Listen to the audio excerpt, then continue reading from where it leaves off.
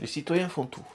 Donc je regardais une vidéo sur une africaine là, qui était bousculée et menacée comme ça par un policier. Donc il s'est pas démonté, la bousculée, quoi, enfin l'a repoussé quoi. Surtout que c'est une dame de moins une cinquantaine d'années quoi, c'est le type quoi. Je lui dirais, je le foutrais dehors, ça flic, non, personne, mais bon, passons. Diagnostic. Évaluation, enfin mon avis. Bon. Passons.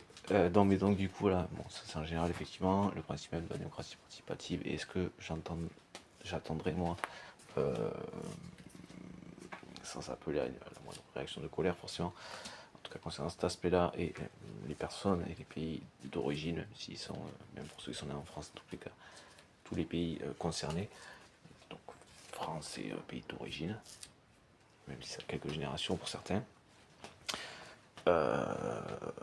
tout ça s'inscrit dans la continuité de ce dont je parlais, donc effectivement une reconnaissance des pays concernés. Bon, enfin, pour moi, ça va jusqu'à l'absence de. On calcule, mais a priori, comme ça, peu de choses près, l'absence de dette africaine envers l'Union européenne et donc la dette européenne envers les pays africains. Donc, qui pour moi, donc, exploitation, commerce triangulaire, enfin, esclavage, commerce triangulaire, exploitation par la suite, donc, corruption, ceci, cela, pour avoir des accès à des minerais, et donc le dictateur s'occupait de n'absolument pas payer les citoyens qui bossaient dedans, africains qui bossaient dedans, qui a une problématique encore d'actualité concernant le lithium par exemple, où ils meurent donc dans des galeries de terre qui s'effondrent sur eux, où ils se tiennent les uns les autres par des cordes et se sortent tant bien que mal, vivants ou pas malheureusement, trop souvent apparemment, de ces galeries.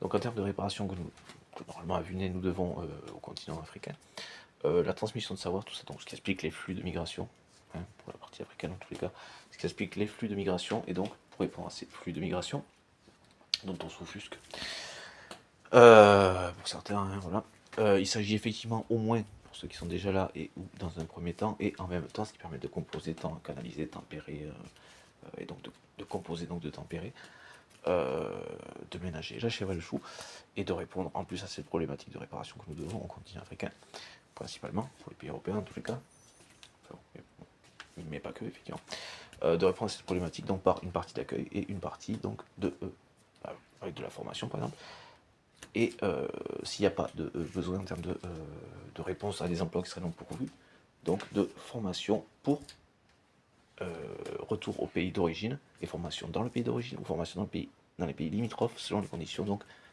de stabilité géopolitique, de stabilité politique des pays d'origine ou du pays limitrophe. Voilà, ça se compose comme ça. On répare, ils n'auront plus besoin de venir. Ok, je suis des touristes. De la formation, comme ça nous arrive aussi d'aller là ou là ou là. Merci bien à vous.